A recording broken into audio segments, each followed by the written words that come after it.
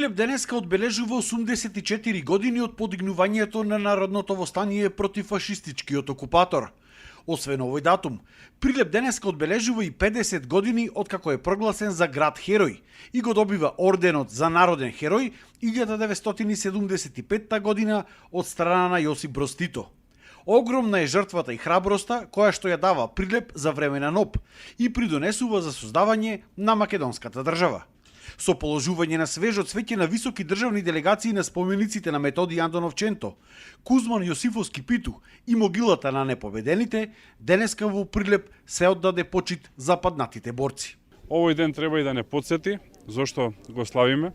Не смееме да заборавиме зошто беше кренато востанието, против кого беше кренато востанието и против чива идеологија беше кренато востанието. Јасно е дека Македонија беше под окупација, а не под администрација.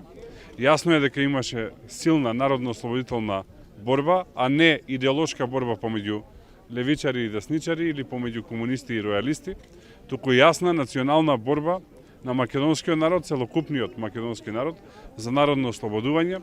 Не случајно партизанските одреди ги носеа имињата на илинденците и на врвните дејци на внатрешната македонска револуционерна организација, така што 11 октомври е континуитет на 2 август.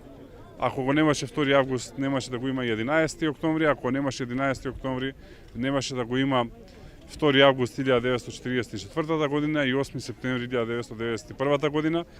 Ова не е град само Херој и покрај тоа што одбележуваме 50 години од назначувањето на град Херој, него е град од каде што потекнува иницијативата за осамостојување, непокор и се она кое што и го даде нашиот народ на Македонија.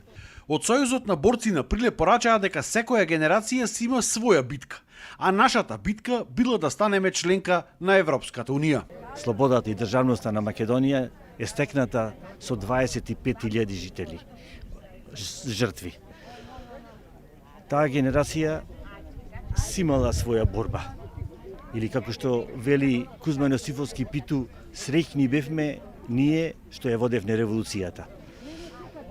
Новиве генерации сега имаат своја револуција, своја борба, да го продолжат тојот во едни нови услови и да ја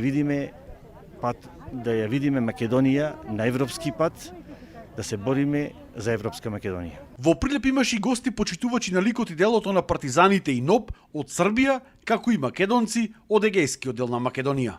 Tradicionalno 5. godinu organizovana grupa iz našeg sela i iz ostalih mesta dolazi kao jedina delegacija od svih bivših jugoslovenskih republika na obeležavanje Dana ustanka naroda Makedonije i ovu priliku koristim da vam prenesem pozdrave od svih članova Subnora.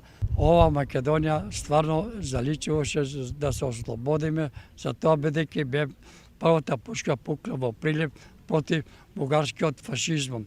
Ние не сме ни бугари, ни срби, ни грци. Чисто македонци и Република Македонија секогаш ќе се остане Република Македонија, а не Северна. Северна е тоа погрешно има и погрешно што историјата ја пишува и измислува.